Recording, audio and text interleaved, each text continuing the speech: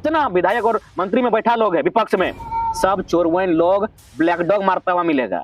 बात करते हैं सुरा सुंदरी में लिप्त मिलेगा। इन लोग सब बेवड़ा है, इन लोग मैक्सिमम लोग बेवड़ा है। सब नहीं बोलेंगे, दो चार को ईमानदार है, पढ़ा लिखा है, निष्ठावान है, लेकिन मैक्सिमम लोग बेवड़ा लोग है।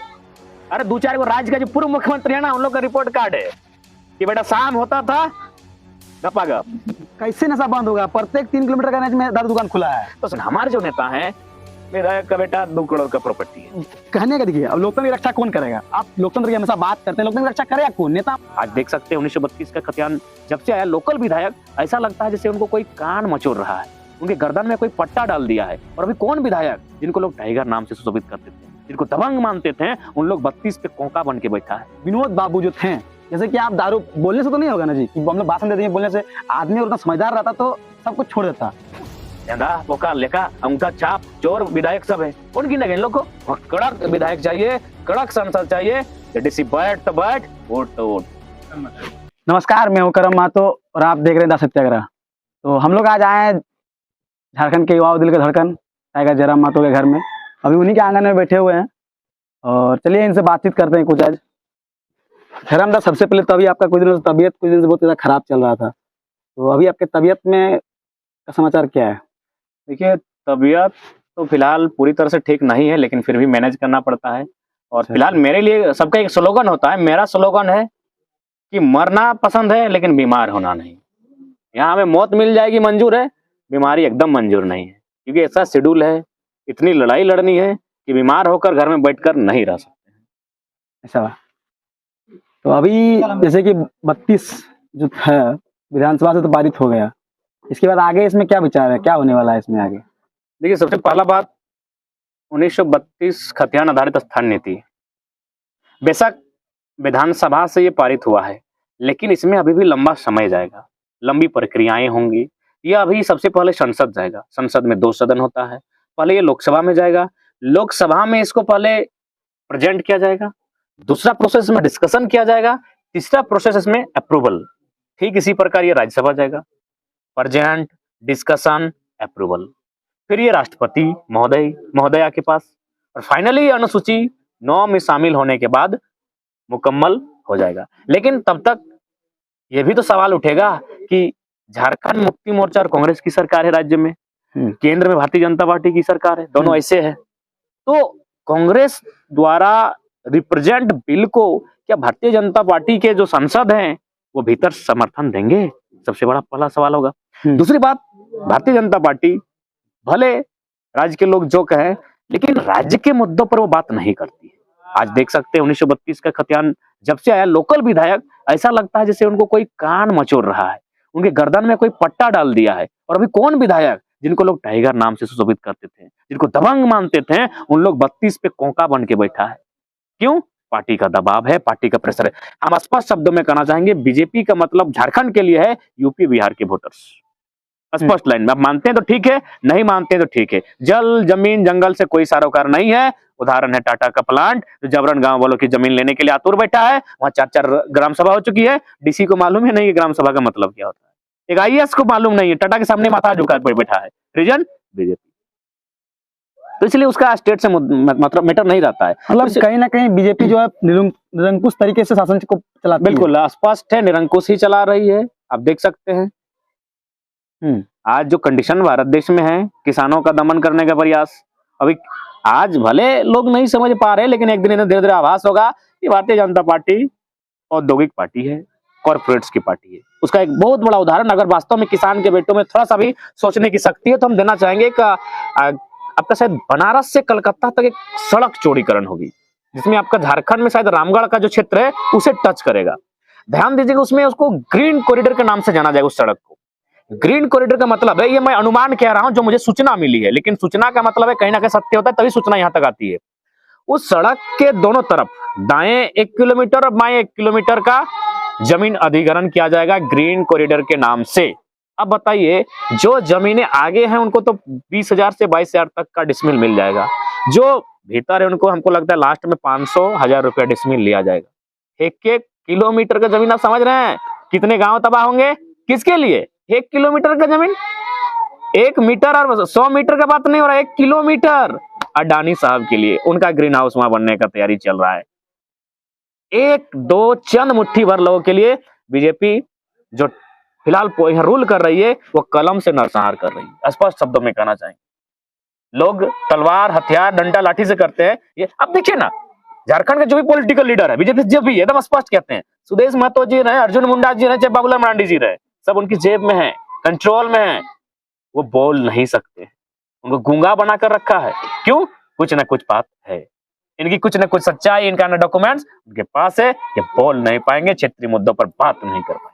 कहीं ना कहीं तो बीजेपी बहुत ज्यादा इनको मतलब अप्रत्यक्ष रूप से यही माना जाएगा कि वो इनको शासन चला रही है। कहीं भी हो, भारत का तो पता नहीं, पर झारखंड में कहीं ना कहीं 5 साल रही तक बहुत सारा तरीके से शोषण की। खैर क्या लगता है 32 का जो आंदोलन चला, मतलब विधानसभा से पारित हो गया, क्या लगता है कब तक ये लागू मतलब झारखंड में होगी?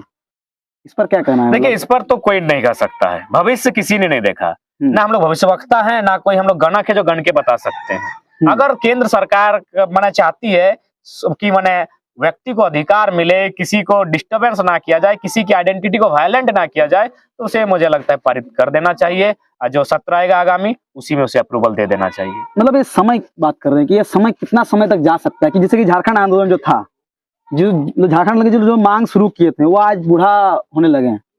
मतलब वो लोग तो आंदोलन में वो लोग जीवन ही खत्म हो गया, वो लोग अपना वो लोग सोचा था कि मेरा नाती पोते लोग सही से रहेगा, नाती पोते लोग सुख भोगेगा झारखंड का, तो कहीं ना कहीं तो वो लोग भी वही मार झेला जो उस समय झेलता था। नहीं, मुझे लगता है झारखंड में 2-3 साल के भीतर ये नीति बन जानी चाहिए, झारखंड सुरक्षित हो जाना चाहिए, नहीं तो फिर अगले कुछ सालों में झारखंड में विद्रोह करना झारखंडियों की मजबूरी होगी। अपने जल जमीन जंगल भाषा हासा को बचाना, भाषा हासा पेशा को बचाना झारखंड के पास एक मजबूरी होगी। किस तरह विद्रोह करेंगे आप? आखिर झारखंड में जो छोटनागपुर क्षेत्र है, यहाँ CNT एक्ट लागू है, फिर भी जमीन बेधड़क लूटा जा रहा है, फिर क्या विद्रोह करेंगे, कैसे बचाएंगे झारखंड को आप? झारखंड को बचाने के लिए सबसे पहले जनचेतना, लोगों को जानकारी होनी चाहिए। CNT का भी प्रावधान है कि आप अपनी जमीनों को वापस ले सकते हैं। और यही नहीं, एक हमारे व्यक्ति से बात हुई, जानकार व्यक्ति है, उन्होंने नाम बताने से मना नहीं किया, उन्होंने कहा कि जो कंपनी आपको मुआवजा देती है, कम से कम कोर्ट तो जाइए, जो मिलता है उस पर आप सेटिस्फाइड कर जाते हैं। जब आप कोर्ट में जाके उसके खिलाफ जाएंगे तो निश्चय आपका मुआवजा बढ़ने का चांसेस बनेगा। तो इस तरह बहुत सी बातें हैं जिन पर अगर झारखंडी प्रयास करेंगे तो मुझे लगता है बेहतर होगा। एक समय होता था जब कलकत्ता में हम लोग का केंद्र होता था कागज पत्र का, उस समय कलकत्ता भर जाता था झारखंड के कागजों से, लेकिन आज लोग कागज कलम में बहुत पीछे जा रहे हैं। मैंने वो रिस्क नहीं लेना चाहते हैं, जे हेलो है दी दुए बित्ता ले लेना जाए दी।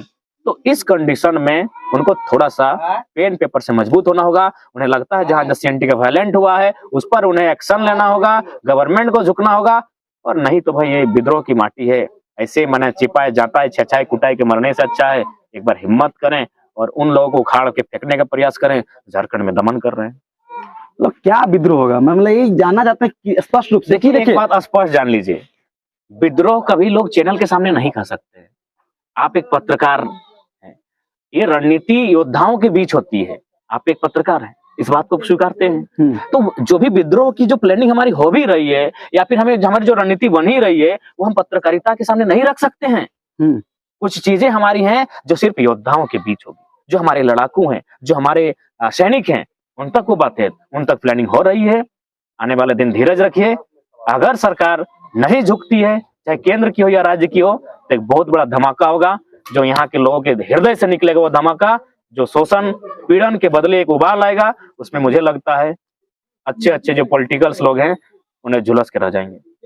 जैसे कि अभी झारखंड जो है,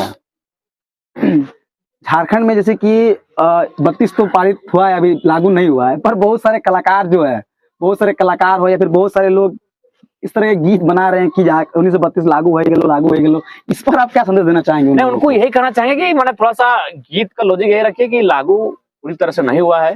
1932 के लिए हम लोग प्रयास किए हैं, आंदोलन की जीत होती हुई दिख रही है, तो थोड़ा सा मैंने उसको पूर्ण विराम ना लगे। आपका जो गीत बनेगा उसमें पूर्ण विराम ना रहे, उसमें कोमा रहे। हमें गीत के लिए आप स्वतंत्र है, गीत संगीत कविता से सहायता मिलता है आंदोलन को, ये आंदोलन के आधार है ये भी, तो उनको पूर्ण विराम ना देते हुए अल्प विराम रहना चाहिए। जैसे कि एक गीत था सावित्री कर्मा जी का, वो गीत यही था कि 1932 लागू हो गए, और वो गीत आप ही के घर से शूटिंग हुआ था, आप ही के आंगन में शूटिंग, सावित्री कर्मकार जी आप ही के घर आए थे और आप ही का शूटिंग किए थे। तो आप तो फिर उस जगह आप उनको तो- क्यों कुछ नहीं बोले? एक बात बताइए, गीत वहां मेरे सामने थोड़ी गीत बजता है महाराज, वो गीत तो बाद में सेट करते हैं। अच्छा, ऐसा हुआ था ना। हमारे यहाँ लिपसिंग होता है और थोड़ा सा हम खाली खड़ा हो जाते हैं। इस बात को आप जानिए, गीत वहां जाने के बाद वो सेट करते हैं कि कौन सा गीत वहां सेट होना है। तो बाकी सबसे यही संदेश होगा कि मैंने अल्प विराम रहे, गीत के लिए आप बहुत अच्छा सपोर्ट किए हैं, चाहे मैंने सावित्री दीदी रहे, इधर सरिता दी हैं, सबने अपने कविता और गीत के माध्यम से आंदोलन को सपोर्ट किया है। लेकिन थोड़ा सा है कि मैंने चीजों को भी समझेंगे, आखिर वे तो चूंकि लॉजिकली वे भी, गीत माने एक भावना होती है, भावना और लॉजिक में अंतर होता है, तो इसलिए समझेंगे। खैर, जैसे कि आप 32 का हम लोग इतना देर बात किए हैं, वीडियो अभी मिड पॉइंट में चलेगा, तो आप हमेशा से युवाओं को कुछ संदेश देते आए हैं, तो इस विषय में आप अभी फिलहाल जो माहौल है, इस विषय में युवाओं को जागृत रखने के लिए क्या संदेश देंगे? उन्हें हम संदेश देना चाहेंगे कि सबसे पहला बात है, आप सिलेबस के बाहर थोड़ा पढ़िए। क्या पढ़ना है? झारखंड की कला संस्कृति, झारखंड के आंदोलन, झारखंड के महानायक, झारखंड में शोषण दर्द की गाथा, झारखंड के साथ दमन, झारखंड की कुछ नीतियां, झारखंड का भौगोलिक स्थिति, इसको थोड़ा पढ़िए, उसको जानिए। सीएनटी की कुछ धाराएं, भारतीय संविधान की कुछ ऐसे आर्टिकल्स जो झारखंड को प्रिफेयर करते हैं या फिर झारखंड के संदर्भ में खड़े होते हैं, तो इन चीजों को जानिए और थोड़ा सा मानसिक मजबूती बनिए। शारीरिक से ज्यादा अभी मानसिक मजबूती की आवश्यकता है। आप मानसिक मजबूती बनिए ताकि आने वाले दिनों में आप जब सामने खड़े हों तो आपके पास हर सवाल का उत्तर हो, और उस उत्तर से आज अगर सरकार घबराई है तो एजुकेशन के कारण, सरकार अगर घबराई है तो इन्फॉर्मेशन के कारण। इसलिए हम चाहते हैं हर एक युवा लड़ाकू बने। लड़ाऊ का मतलब हथियार से ही नहीं, विचार से। हेमंत की सरकार 3 साल, लगभग 4 साल काटने वाली है। शुरुआत में बहुत सारे वादे किए थे कि इतने लाख नौकरी देंगे, ये इतना रोजगार देंगे, और बात अभी झारखंड के युवाओं लोग की है, जो बेरोजगारी जो इतनी तेजी से बढ़ रही है, तो बेरोजगार युवाओं के लिए, आप क्या संदेश देंगे कि वो लोग क्या करेंगे? तैयारी करते रहेंगे या फिर उन लोगों को कुछ रोजगार लगेगा, कुछ उपाय होगा, या फिर आप लोग उसका कुछ उपाय लगाएंगे? और एक बात इसी में जोड़ रहे हैं कि अभी जो झारखंड सरकार है, उनका प्रावधान जारी किया कि जितने भी प्राइवेट सेक्टर हो या फिर कोई भी सेक्टर हो, आपको 75% आपको स्थानीय रोजगार को नौकरी देना होगा। इस पर भी क्या कहेंगे? निश्चय ही 75 का 80-85 मिलना चाहिए, काहे नहीं मिलेगा? आपका देखिए तेलंगाना में रूल है 371D के अनुसार। आप तो यहाँ हम लोग 3rd और 4th की बात करते हैं, तेलंगाना में पूरा स्टेट का जॉब का रूल है। रूल तो है, रूल तो हर जगह है, रूल मिल क्यों नहीं रहा है? इसलिए नहीं मिल रहा है कि यहाँ के लोग बोका धंधा लेकर पीते हैं, खाते हैं, उलट जाते हैं, अपने राजनीतिक महत्व को नहीं समझ पाते हैं, अपने एजुकेशन के महत्व को नहीं समझ पाते। एक ही बात पता है, यही एगो स्टेट है हमारा तेलंगाना, वो लड़ के रूल ले लेता है, आंध्रा लड़ के रूल ले लेता है, आपका तमिलनाडु रूल बना लेता है। क्यों?